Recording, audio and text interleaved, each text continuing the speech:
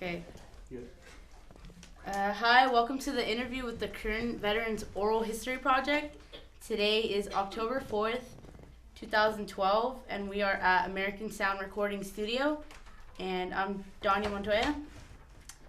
So, your name, sir? My name is Joe Munoz. I use the initial L. And your date of birth? 10/11/20. 10/11/20? Okay. So, what wars and branch of service were you involved with? What war? Well, What I'm a war? veteran of World War II. Okay. Yeah. What branch of service were you in? I served in the infantry branch. I was in the 19th Infantry Regiment of the 24th Division, Infantry Division. Okay. In Southwest Pacific. Okay. Were you in like the Marines or Navy or Army? It's Army. Army? Okay. Yes. All right. What was your highest rank? I was a platoon sergeant, Platoon sergeant? weapons platoon sergeant. Okay. Yeah. I don't know what the rank is, but that was that was my specialty. Okay. Where did you serve? Where did you serve? I served in the Southwest Pacific. Okay. I served in the Philippines. The Philippines? Yes. Okay. Is that the only place that you served in? The only place? The only place that I served, what? Is that the only place that you were in? No, I served in the Philippines and also a few months in Japan after the war ended. And how was that like? How was that like? Your time in Japan and in the Philippines? Well, in Japan, we went in, of course, as the first troops after the war ended. In other words, to more or less see that the rest of our organizations were safe in coming in. So just more or less preparing places where we were to settle, that they were safe for the troops coming in. That's it. Okay. Were you drafted or did you enlist? Were you drafted or did you enlist? I was drafted. You were drafted? Yes. Okay. Now tell him a little bit of the story about the draft. He tried to go in and they turned him down, and then he got married and had 2 kids, and then he got drafted. Okay. So how was that like for you? Well, what happened is I was rejected at first, and after a second examination, well, I was rejected, so I decided to go to the area. I went to Oakland, California, to look for work in the shipyards. Okay, I went to work in the shipyards there and remained there till I was drafted. Okay, and why did you got rejected the first time? Well, according to what I understood, I had a bad back. Okay. Mm-hmm. All right. Where were you living at the first time? Where were you first living? Where was I? What now? First living. Like, hometown. Like, where were you from? I don't understand the question you're asking me. What you're asking? What you want? Where are you from? Where is your hometown? Your hometown. My hometown? Yes. Bakersfield, California. You're from here. Yes. I was born in Exeter, California. Okay. All right. So, why did you chose the Army? Why did I what? Chose the Army. Serve in the Army? Yeah. Of course, well, they drafted me and that's where I was sent. Okay. Sorry. So, do you recall your first days in service? Yes, very well. I had my training at Camp Roberts, and the first days there, during my training period, I had a little problem. The cadre there at the time were veterans from the bombing Pearl Harbor, and they were the cadre there where I was, and caught me and a friend talking Spanish. I don't know if you're familiar with the Mexican people. I am. They talk English, and in between they put in a little Spanish in here and there and stuff. Well, we talk both at the same time. So the sergeant caught us talking Spanish and got on our back right away. And I ended up sort of being punished and for being outspoken. So they had a meeting of the organization there at Camp Roberts, and at that time the commander decided, "Hey, you speak whatever language you want to speak." See, that person that objected to us speaking Spanish was the sergeant, our training officer. Okay, but because of that, there was some changes made, and you could speak whatever language you wanted to speak. See? So that was one good thing about that. See?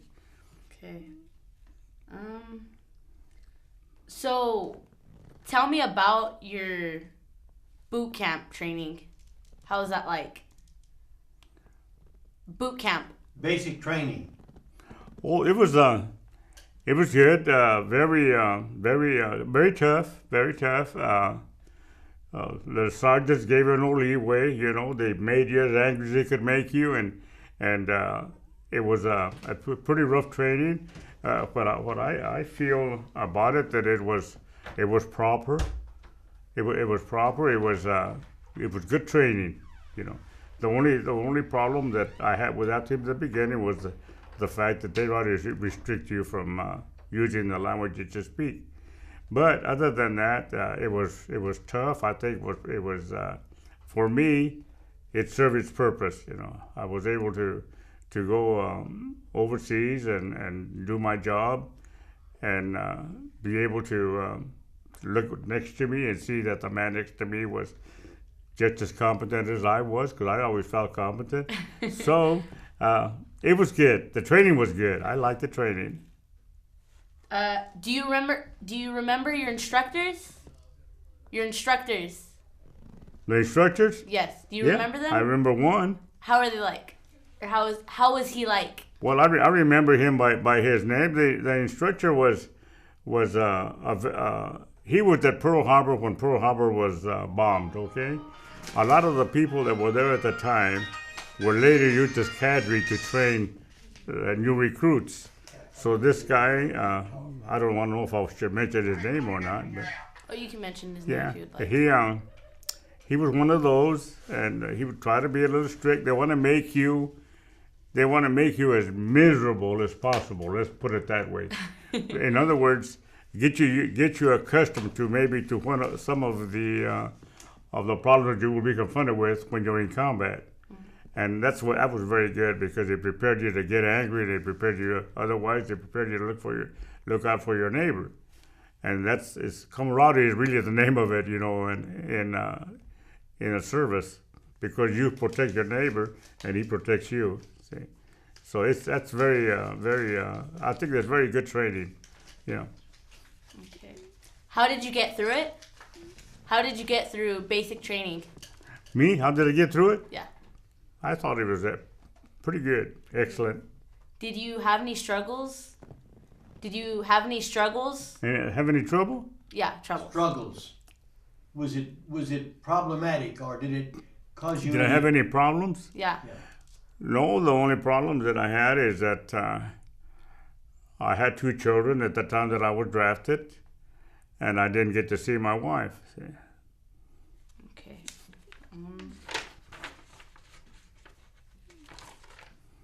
Let's see. So when did you get married?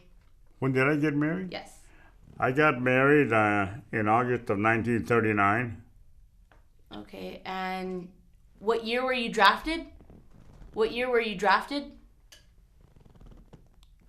What year were you drafted in the Well, Army? I was drafted in 44. 44? Mm-hmm. Okay.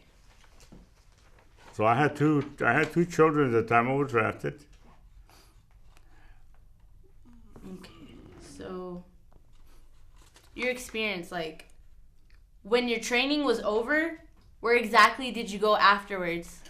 When the training was over, we were sent to one other camp, and there we were prepared for overseas.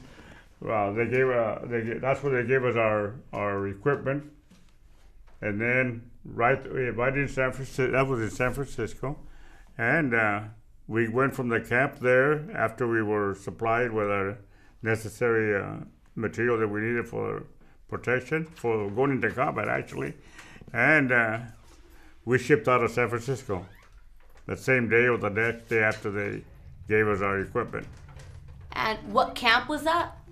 What camp was that?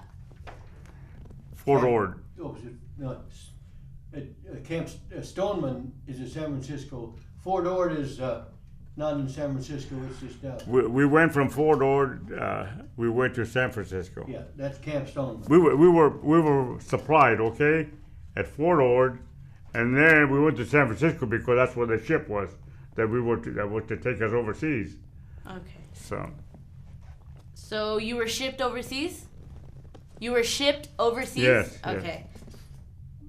Do you remember arriving and what it was like? Do you remember arriving there and how it was like for you? Well, we were, I don't know, maybe 14, 15 days in the water. We were alone, unescorted, so the ship had to take different patterns of travel because we were unescorted. We got over there. We had one or two submarine scares, but nothing ever materialized from that. We had pretty good protection after we got up into the New Guinea area and up there. And, we had those PT boats that used to protect shipping after they got pretty close to shore. But the trip was very, how would I say it? You spend most of your time in the hole anyhow. So it was uneventful, but we were there. When we got there, our ship landed in Leyte, okay, the Philippines, and we unloaded there. The people that were on our ship unloaded in Leyte. Pretty heavy fighting there at the time, and we were moved into an area of combat, and all of a sudden they pulled out about maybe 80, 90 men, and I was one of them, and we were sent to Mindanao in the Philippines because they were getting hit pretty hard there. So then we also had right there, where in the area where we went, nearby, they also had a PT boat base. See, so it was a pretty critical area that be protected. But everything other than that, a lot of us couldn't get off the boat because they took us on these little small cargo boats. They took us from Leyte to that place in Mindanao where we went, and that was about 2 days, and there were a lot of sick people. But everything turned out all right. We were established and went at it. Okay, and yeah. Let's see. Did you get seasick, Joe? I didn't. It surprised me because I went fishing here and I got seasick. Mm-hmm. Yeah. Okay. But on that trip there, I didn't get seasick. A lot of them did, you know.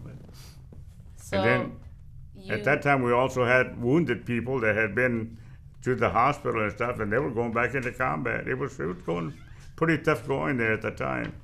So would you say that the people were dedicated? The people were dedicated. So were the soldiers dedicated to the job they had to do? Oh, yeah.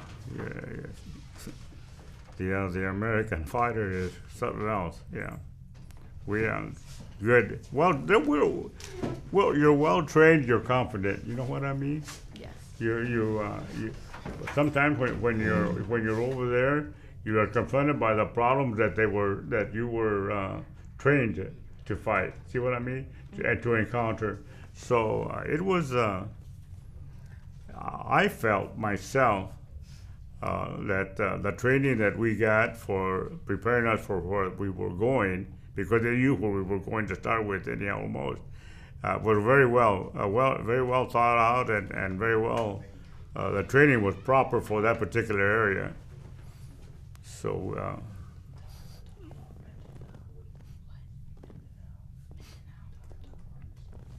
Can you talk about Mindanao? Mindanao? I was in Mindanao. Can you talk about that? Well, we were taken from Leyte. We arrived in Leyte, okay, and from Leyte, before that we were actually we were in combat zone, okay, because they were fighting pretty crazy there at the time, real hard. But they needed Mindanao, so they, like I said earlier, they selected a group of us, put us on these troop carrying deals, unloading deals, and pretty rough water. But we went out to Mindanao and we unloaded there. And they put us into combat right away, and that was it. Okay. So, how was combat? How was the combat around you? Well, at the time that I got there, the Japanese were pretty well contained. They were fighting hard because they weren't going to surrender. There was a pretty heavy fighting, and they lost a bunch of men there, and that's why we were taken out of Leyte and shipped over to Mindanao to help with the problems that they were having there. We were getting pretty serious because they're getting to the end of the conflict there, and the Japanese, of course, they didn't surrender. You know, they went. So pretty heavy fighting, and of course we lost men there too. See. Did you put up a good fight? Did you put up a good Me? fight? Yes. Well, you bet your boots I'm here.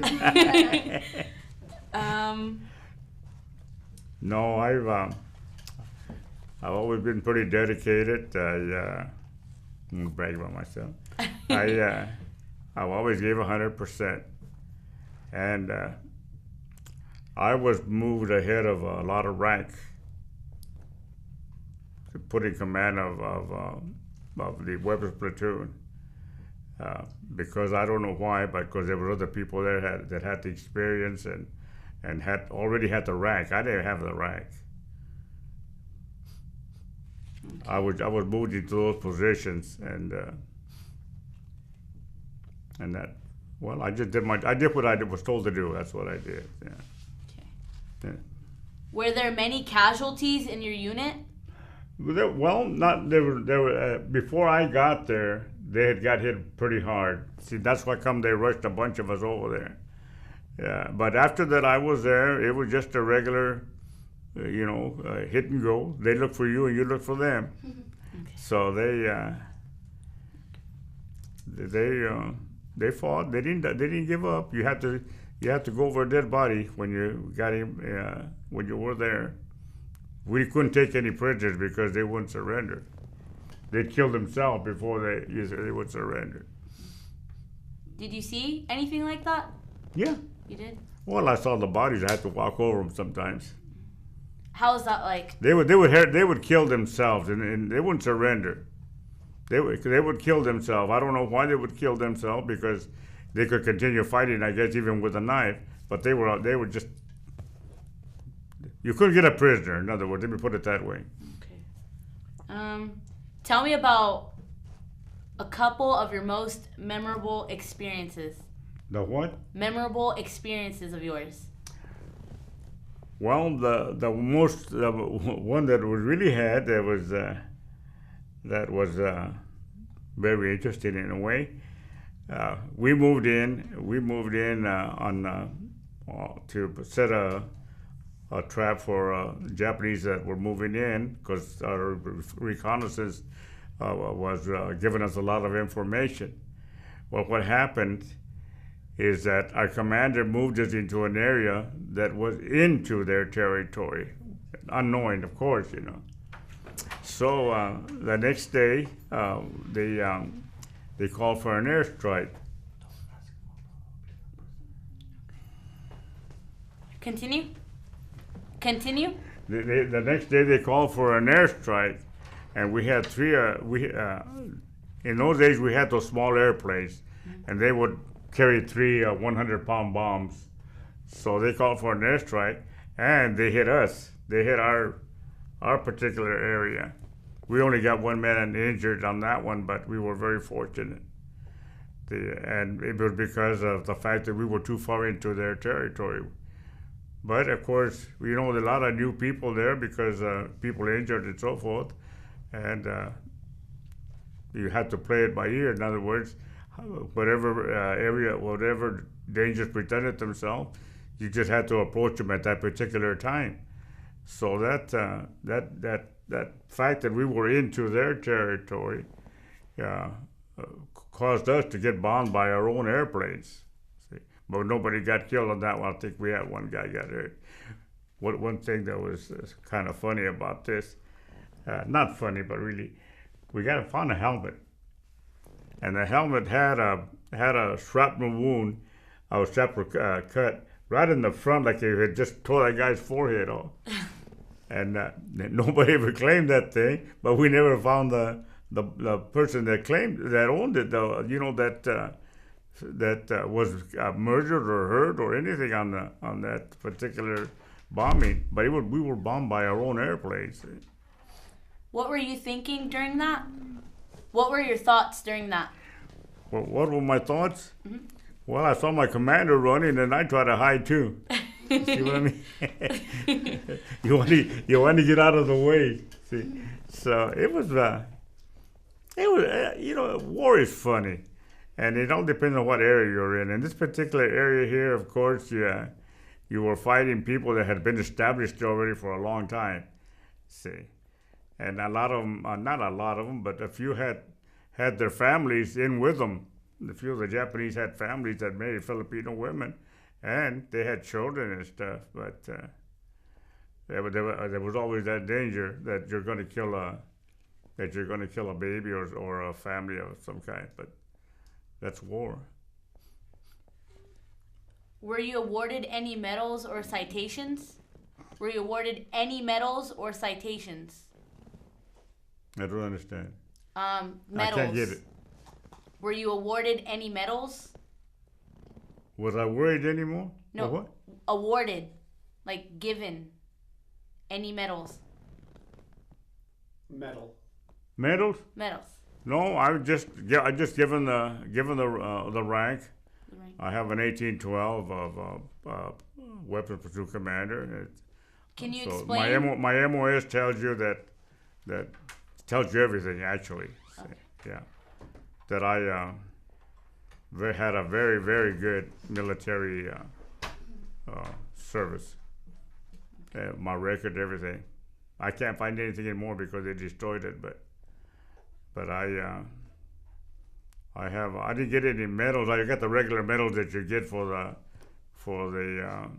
the area that you served and the action you took there. I have a Bronze Star for that, but it's not I don't think it's a medal of carries any more special importance than the fact that you were in that campaign.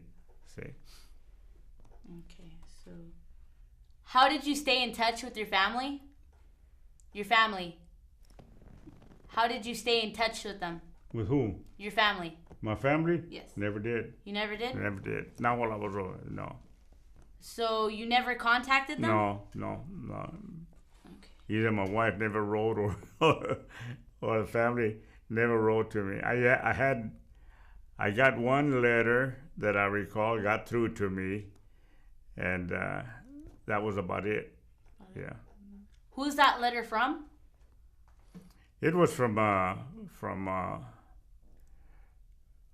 don't know, one of my cousins that sent me a letter that one of my kids had got hit by a car or something, but everything was fine, and just more or less a telltale letter. You know how you get those. Yeah. What was the food like? What was the food like? The food? Yeah. Well, the food that just comes in the little bags and you eat it. So yeah, well, no, over there you didn't have any cooking. You just ate what you had in your hand, just like that dog food, maybe. But they didn't serve anything specific. They didn't serve anything specific. no, I don't really recall what kind of food they gave it. To tell you the truth, they give you little packages like that, in plastic little bags and stuff, and or whatever they could give you when you were out there. And then you didn't eat every day either, but you weren't hungry because half the time you were walking and hiding, and I mean by hiding I mean at night you had to dig yourself under the ground because you didn't know what was ahead of you. But we had awful good reconnaissance, and oh, by the way, my brother belonged to the Air Force, and he was in Mindanao at the same time that I was there, and he was of course involved with those little airplanes that survey and give you the information that you need to see where the enemy is. And he told me that he tried to see me one time and they won't let him because they said that we were engaged. Like I said, I didn't know that till just recently before he died. He told me that he had been in Mindanao when I was there, and then he told me the story.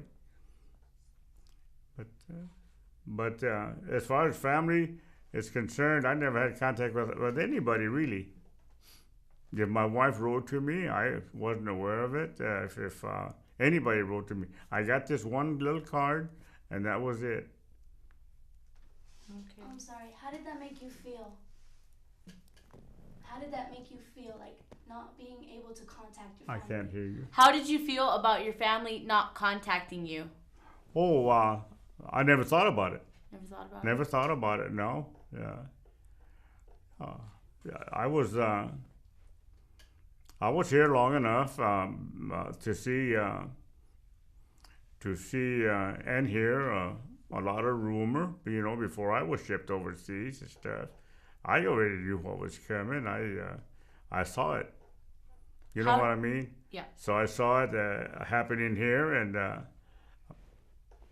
hey, you're going to be gone for 2 years or whatever. I was gone for 2 years from home. I never got home. I never got to see my wife or my family. And here today, 6 months or 3 months, and you hear a lot of people complaining about not going home. I didn't go home for 2 years almost. How did you deal with that? You know what? I look back, and it seems like I just erased that from my mind. For some reason or other, my concentration was more on maybe coming back.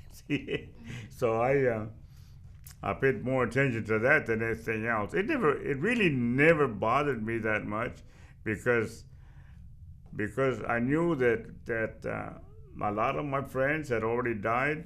And I knew a lot of them were coming back wounded, and I knew there were still a lot of them there. In fact, when they took me from Leyte to Mindanao, I met a friend of mine there that I hadn't seen for many, many years, and that just lightened me up, just made me feel a lot better.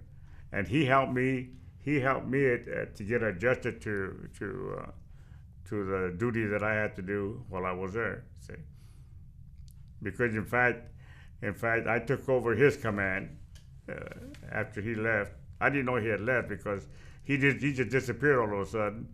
But I know I took over his command of the weapons platoon. Did you have plenty of supplies? I don't understand it. Supplies, the ammunition, and did you have plenty of supplies and ammunition and the things that you needed to fight the war? Shoes, clothes? No, I think that the training for the area that we went to was proper. No, I had no surprises. I had already seen movies of some of the war and stuff, and even that in combat. It helped me a lot just watching those movies that they show sometimes about the people fighting even in Europe. I learned something about fighting in the Southwest Pacific. So you learn a lot, and I was here long enough. I was drafted in '44, so you learn a lot to while you're here about the war and stuff. And to me, it just stayed in my mind. When I went into the service, I was almost ready to receive whatever I was taught. I learned from that, and I learned from what I saw here before I went. So the war itself, the war itself, when you're there, and me, as far as I was concerned, you don't think about home or nothing. You think about protecting yourself and your buddy next to you. See, and I was a machine gunner to start with, so I was right there at where the enemy wants to get you out first. See.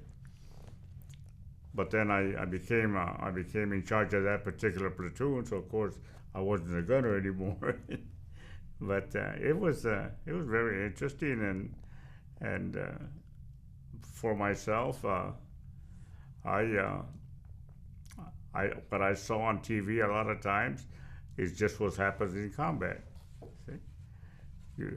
You're protecting yourself, but you're also protecting your buddy next to you. You want to make sure that he's is well prepared, so that he can protect you, you can protect him. We had the way they handle the fighting is much different than what you actually see. See, it's not just walking in like with a gun and stuff like that. There, you're under a lot of heat all the time, even though the bullets are flying by you sometimes. You're under a lot of heat all the time because they could be up in trees, in the jungle and stuff, and see you coming, and you can't see them. So you felt pressure? Hmm? You felt pressure? Did you feel pressured or stressed? Did I get one? Did you feel pressured or stressed? I can't understand. Stressed. That's another word for stress. I don't.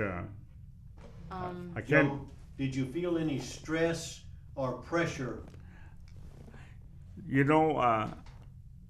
Judging from my reaction to everything, I don't think that any of us did.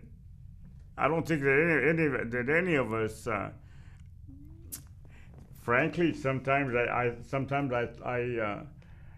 wondered, because they didn't seem to bother you. Were out there. You were out there looking for the enemy. He knew where you were because he was already there, been there for a while. But you were always looking out for them, and your neighbors looking out for you. So a lot of that was they came in very helpful. We had people out there already that had been in combat for a long time, and they already knew what to do. So you moved in, and they briefed you on a lot of things that you didn't learn here, and you learned many of the ways of that particular area of the war was being conducted, and you went from there. Where we were in Mindanao, it was just the end of the road for the war there. The Japanese were being whipped very bad now, and they had no place to go. So maybe a lot of them died by their own hands, but you couldn't take any prisoners. I don't know, being in there is so different. It's so different than you actually think it's going to be. I compare that to you're a fighter. You're going to fight that night, and you have a real nervous stomach. See, you get into the minute that you throw the first punch, the nervousness goes, and that's the way it was with me. After I got there and I got my baptism of fire, well, then after that, it just seemed like everything just played up on its own. Whatever circumstances arises, you met it. You try to fight it the best you could, and many times we were more successful. So the war ended there on Mindanao. That's when the war ended. I was in Mindanao when the war ended, when they dropped the bomb in Japan. What year was that? 44 of I might have been 45, but it was 44, I think. Do you recall any particular or unusual event? Any particular event? Yes. In combat or after we were in Japan? We moved from the Philippines. We went to Japan. Okay. In Japan itself, we were occupying a barracks at a Japanese training camp. It was all wood and stuff. Well, we had a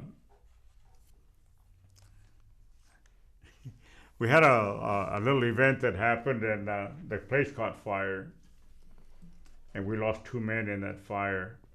But we never knew whether it was arson by the Japanese or what. I don't really believe that it was, but I think we were a little more how would I say it, enjoying ourselves at that time, celebrating, because really, in my area, the Japanese people that were just go out of their way after you've been there about a week, they'd go out of their way to do anything for you.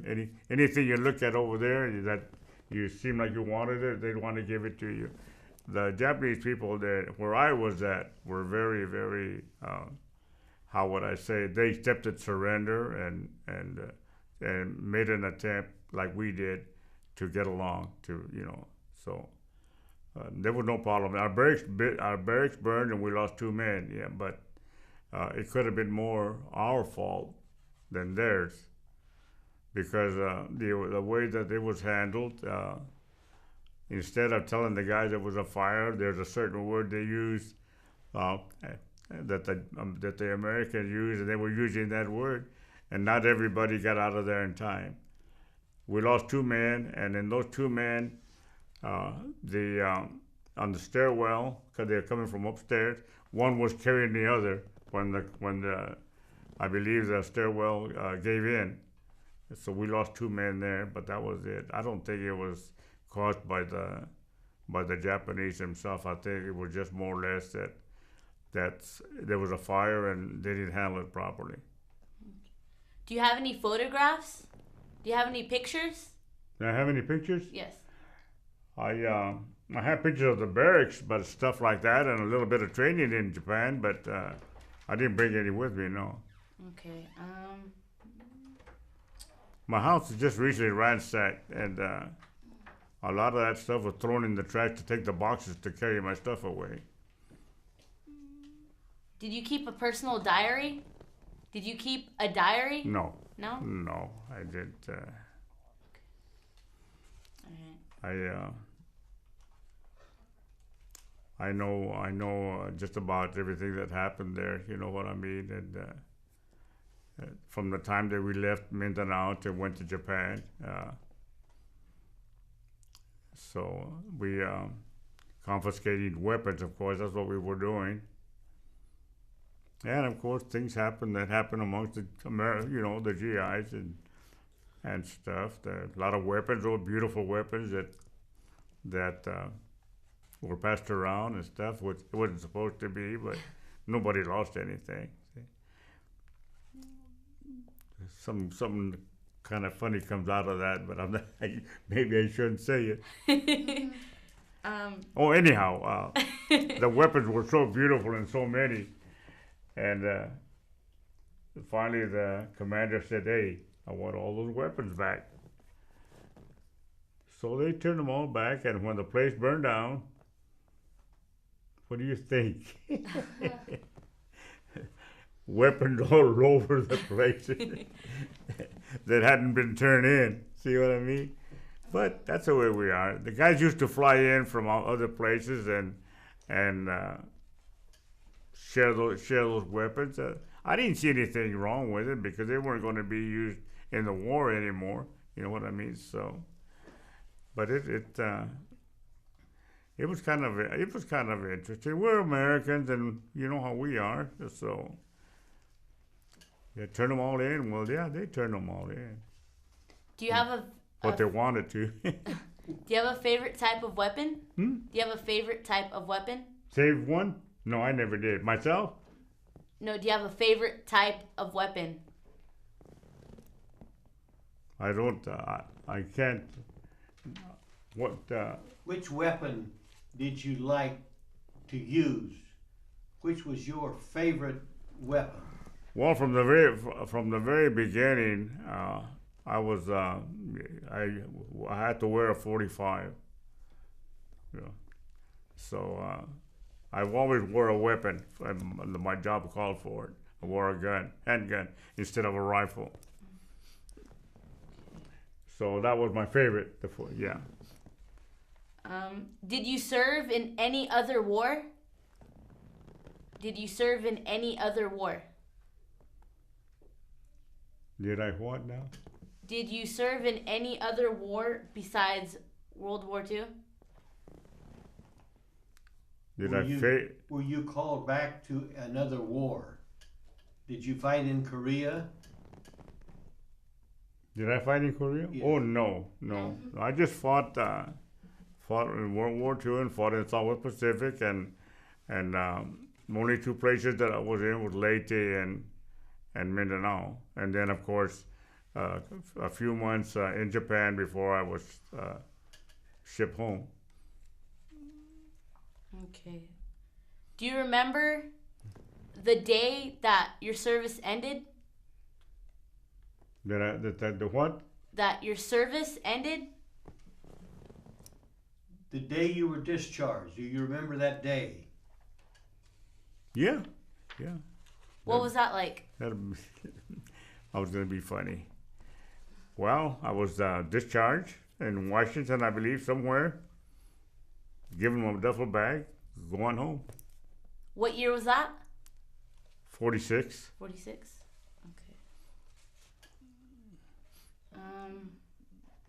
And nobody waiting for me. How did you feel that day? How did you feel the day you were just discharged?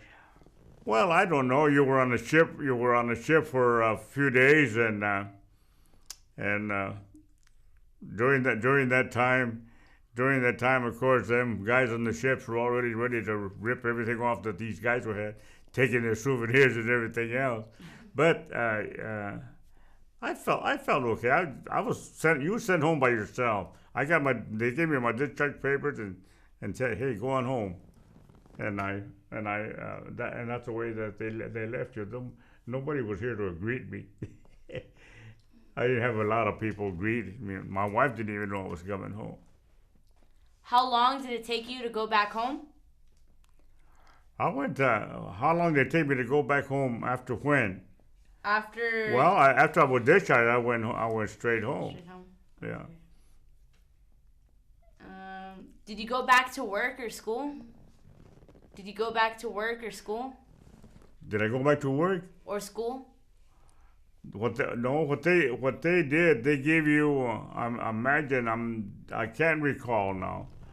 They gave you so many weeks, like unemployment. You know what I mean? So I remember they gave me $640, and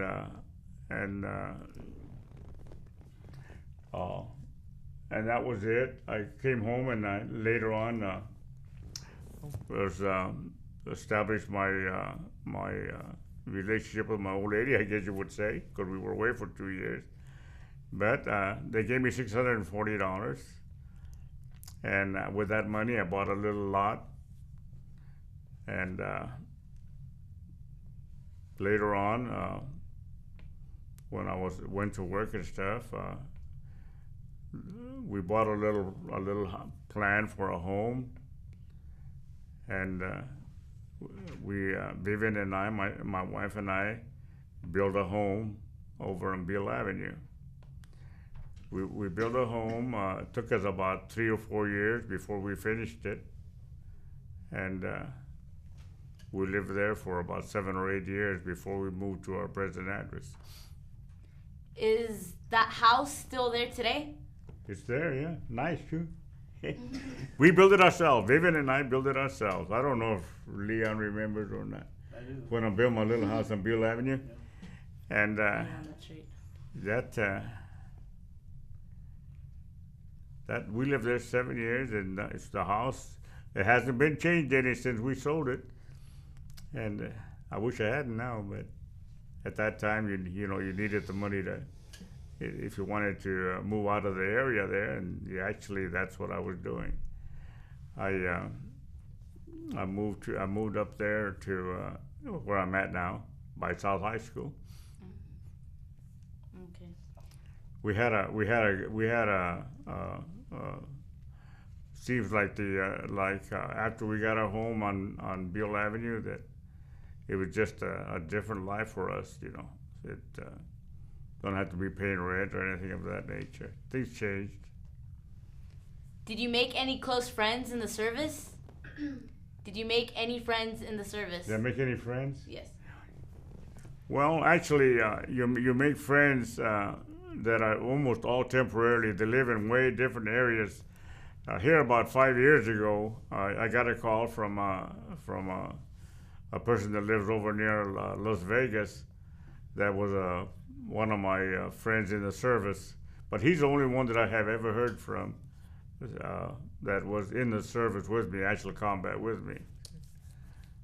So he lives over in Las Vegas area. But I was busy with my job, you know. I've always been bragging about myself. I've always been a pretty dedicated individual, and I always want to give 100% on my job. I moved I went to work for the police department, and I gave them 23 and a half years.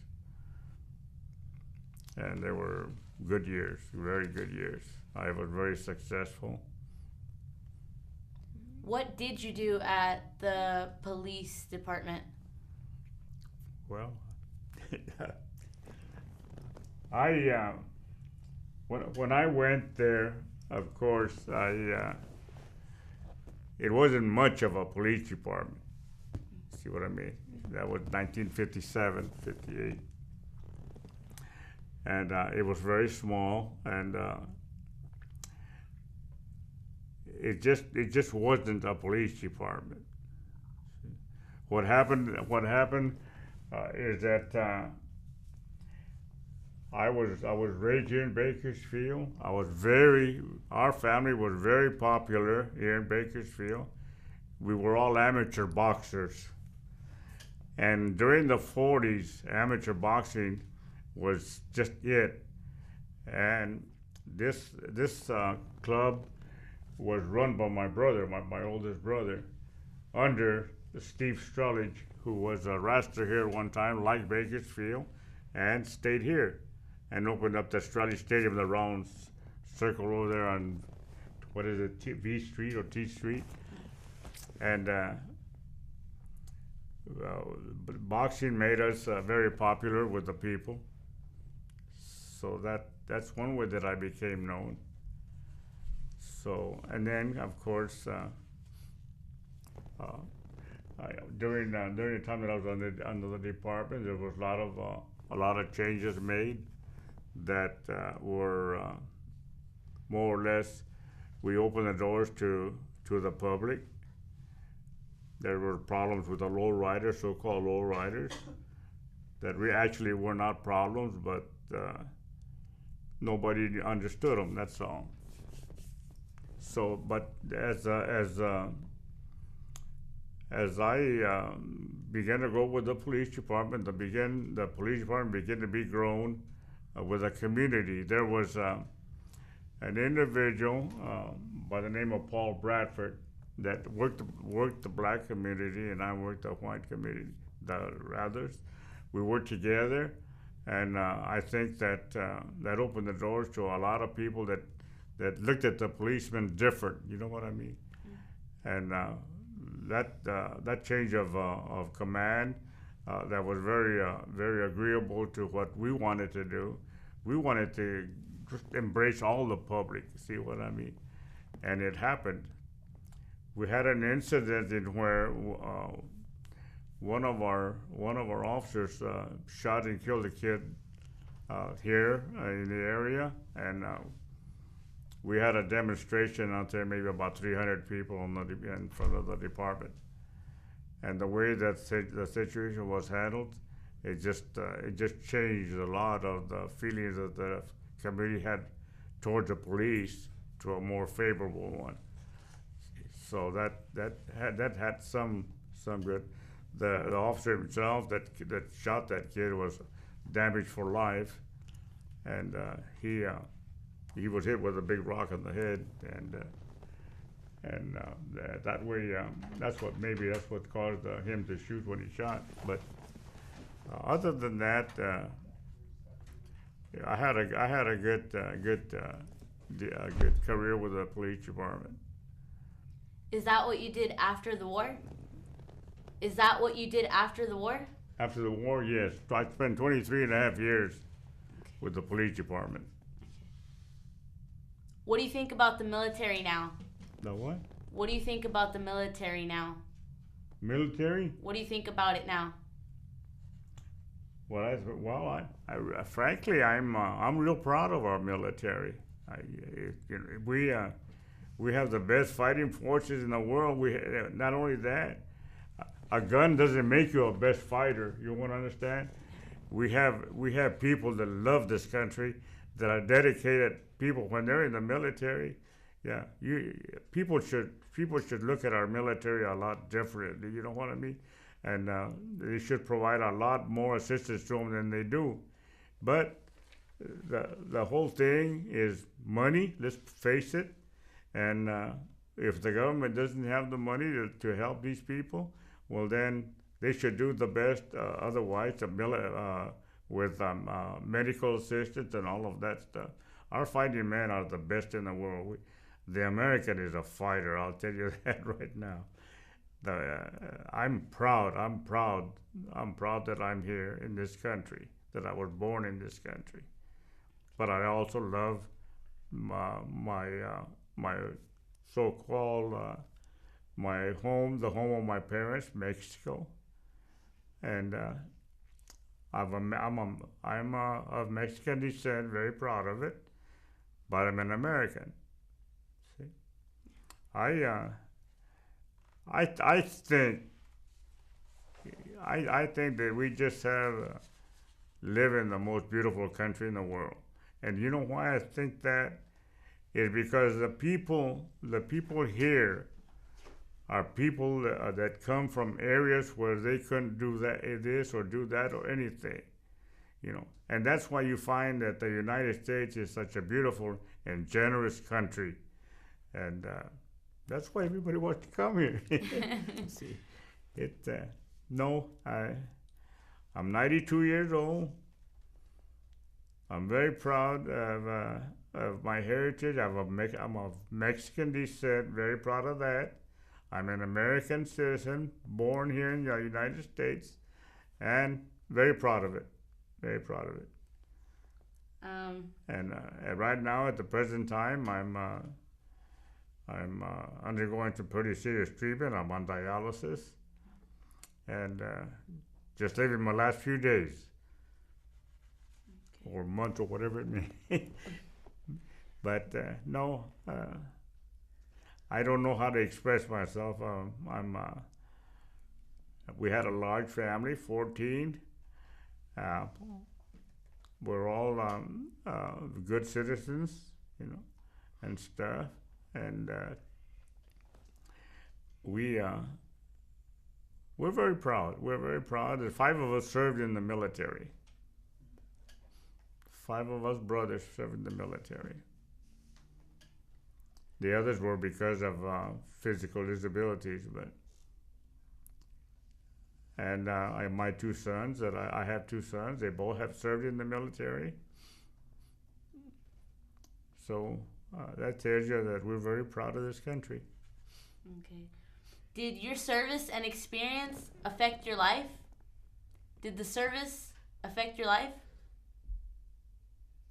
The service in the military, did it affect your life? Did it affect my life? Yes. Well, I think that it affected my life in one way, that it had a lot to do with the work that I wanted to pursue. You learn a lot of discipline in the military, and you learn the camaraderie. You learn to work with a lot of people all the time. And for me, going into the police department, it was something that it was easy. It was easy because I was already accustomed to almost the same procedure. You know what? So I moved ahead in the department very, very fast. I became staff soon after I got there, and it's because I always felt that I always gave it 100%. And not only that, the department needs people that already know people. And our family, because we were all fighters, amateur fighters, we were very popular in that area in the 40s here in Bakersfield, along with Steve Sturridge. So everybody knew who we were, see what I mean? Because we were amateur boxers and stuff. So I have a friend that used to be one of those boxers. I used to manage him when he was a professional fighter. Yeah, Leon Thomas. That was a long time ago. Would you say the military shaped your life? The military shaped your life? Did it change your life? What? The military. The military? Yeah. Well, the military didn't change my life because I was always under pretty strong disciplinary. How would I say it? My dad was a very strong disciplinarian. You know what I mean? My dad was one of those people that, hey, you know, don't do any wrong, because if you do, Dad's gonna be after you too. So we had a strong disciplinarian at the head of our home. So that it didn't hurt. It didn't bother me in any way. I had already seen part of it. I thought I was out of it because they had rejected me twice. See, so but when I was drafted, it didn't bother me at all. My kids were already a little bit grown, and help have a home for my wife while I was gone. See, I helped their parents, her parents, buy a home, and then of course my home, and they live right across the street from each other. So everything was. I felt pretty good about my wife and family being taken care of. So that didn't bother me at all. So I knew she was in good hands, and but other than that, the military never changed me any. I was always one that accepted, you know, whatever came. I went to high school, and I had a little problem there. But other than, and I handled that on my own, and so I graduated from. I always say that I graduated from high school, from the chief's office, from the president's office, and I did. But because a teacher. Well, you want to know something about myself? I was a little late getting up to my physical ed class one day, and I wasn't dragging my feet. I was trying to get to my spot while they were taking attendance. The teacher at that time saw me coming, and he wound up and caught me on the way, hit me behind the neck, and I went to the office and complained about it. They told me they would take care of it. Well, they didn't. So I decided that at that time that if they couldn't handle a situation like that, I got the blame for everything. Well, I was not to blame, and I graduated from the highest spot on the high school, the president's office. I was told to get out of school. John Lustolo, our sheriff, was truant officer at Batesville High when that happened. What high school did you graduate from? Batesville High School? I didn't graduate. Oh, okay. No. But you went to Bakersfield. I went there, yeah, when this was happening. And Johnny Lustolo, the sheriff, the first sheriff, I guess he was the truant officer there at that time. How did you feel about that? Hmm? How did you feel about that? Well, he sometimes I don't hear him good. I might give you an answer that's not the proper one. But anyhow, after the teacher hit me, I expected something to be done about it because it wasn't justified. So finally, the chief, the president of the school, Continue. the president of the school told me to get out. See, so they called John Lustolo in there. He was a attendance officer at that time at the Batesville High School. And he said, Joe's going to go to school. But anyhow, I got a carbuncle on my knee that needed medical attention, and I didn't go to school anymore. And that resulted in me being able to get out of the system, and I got out of the system there.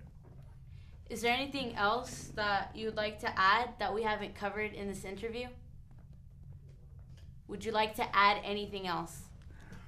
No, I can just say that that I've had a good career. I went to after I looked for work for a long time and couldn't find what I wanted. I was offered some very, very good jobs, but I wanted to be a police officer. So I joined the reserves. I joined the reserves and liked the job even more. So I was hired 5 years after they would hire you. I was 37 years old when I was hired to be a police officer, and I moved through the ranks just real fast, real quick and stuff, and I was real proud of my 23 and a half years that I put in with the police department. So other than that, I can't tell you anything else other than I'm proud to be an American. Of Mexican, he said, and I'm very proud. I'm very proud of myself. To be honest with you, I've lived a good life, raised a good family. I recently lost my wife and my oldest son.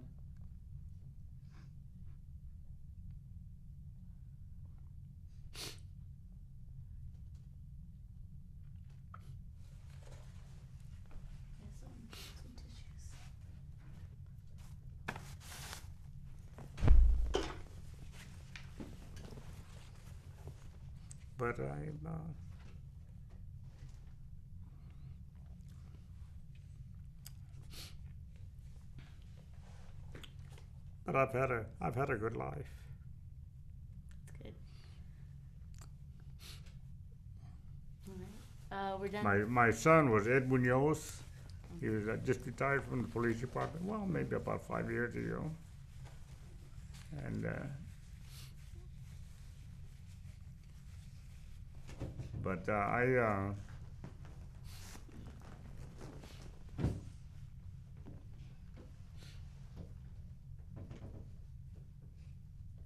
92 years old. I still think I have all my marbles, you know, which is good. And still, of course, I'm still mourning my wife. And my son, they died the same month. My oldest son and my wife. How do you feel now? But I'm right now. I'm also. I have a chronic kidney problem. I'm on dialysis, and I don't know how long that's gonna last. But I don't worry about it anymore. I know where my wife is, and I know where I'm going. Now everything's been taken care of, so I feel good. I feel good. Death is nothing to me now. We don't want to die, but it doesn't bother me. That's good. In fact, sometimes you wonder if you don't welcome it. See? But I've like I say, I was born in Exeter, California, and I've lived in Bakersfield the rest of those days. And if anybody knows Bakersfield, or at least in those days it used to be Kern County, because they stole the name from it. See? We have a place named Kern now, huh? East Bakersfield was Kern in those days.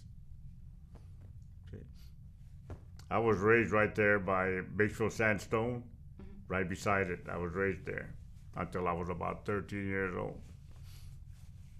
The Gomez family that owned Mexicali's, they were our neighbors. So. Okay. But, We're done? We're done? We're done? Okay, We're I'm good. done, yeah. We're done. Yeah, Thank you so much. yeah, thank you.